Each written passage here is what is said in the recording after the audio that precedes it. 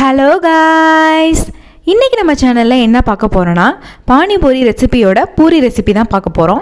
அதுக்கு முன்னாடி சேனல் இன்னும் சப்ஸ்கிரைப் பண்ணலைன்னா சப்ஸ்கிரைப் பண்ணிக்கோங்க.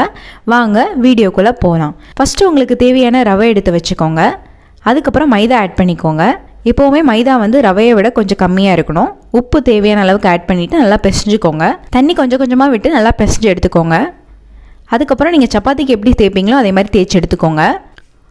உங்களுக்கு பானிபூரி எந்த சைஸில் வேணுமோ அந்த சைஸில் ரெடி பண்ணி எடுத்துக்கோங்க. அதுக்கப்புறம் ஒரு கடாயில் எண்ணெய் காய வச்சுட்டு இதை நல்லா ஃப்ரை பண்ணி எடுத்துக்கோங்க. நல்லா கோல்டன் ப்ரௌன் கலர் வந்தோடனே எடுத்துடலாம். அவ்வளோதான், ரொம்பவே ஈஸியான சிம்பிளான பானிபூரி ரெசிபி வீட்டிலே ரெடி ஆயிடுச்சு.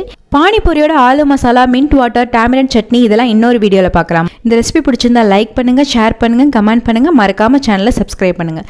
இன்னொரு வீடியோவில் பார்க்குறேன். பாய்.